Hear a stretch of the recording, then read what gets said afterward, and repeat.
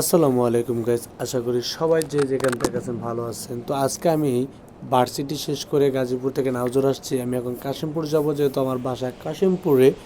তো কাশিমপুর যাওয়ার মাঝখান দিয়ে আজকে প্ল্যান করলাম আজকে হেঁটে যাব, কারণ ওপারটা অনেক দিন ধরে যাওয়া হয় না। ট্রলারে সরাসরি নাওজোর টু কাশিমপুর আসি। তো এবার কাশিমপুর রাস্তাটি আছে, ওই রাস্তাটা হাঁটার খুব ইচ্ছে ছিল। কারণটা হচ্ছে, আপনারা জানেন যে পানি ডুবে গেলে আর এই ব্রিজটা থাকে না, সেক্ষেত্রে এখানে ট্রলার চলাচল করে।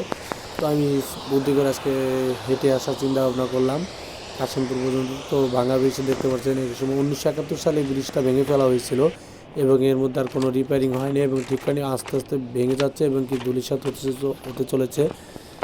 তো এবার দেখতে পাচ্ছেন আমি বাঁশের ব্রিজটি পার হলাম। এবার আমি মাটি কাটলাম, তো মাটিগুলো খুবই নরম, দেখতে শক্ত, ওই যে পাথরের মতো হলো মাটিগুলো নরম।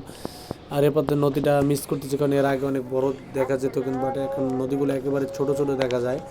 তো তারপরে আমি উপরে উঠলাম, উপরে উঠতে মনে হচ্ছে যে আমি সিঁড়িটা বা বান্দরবনে চলে আসছি, কারণ সব কিছু উঁচু উঁচু এবং দেখতে পাচ্ছেন নিচে সব পানি মানি যেগুলো শুকিয়ে যাচ্ছে এরকম দেখা যাচ্ছে।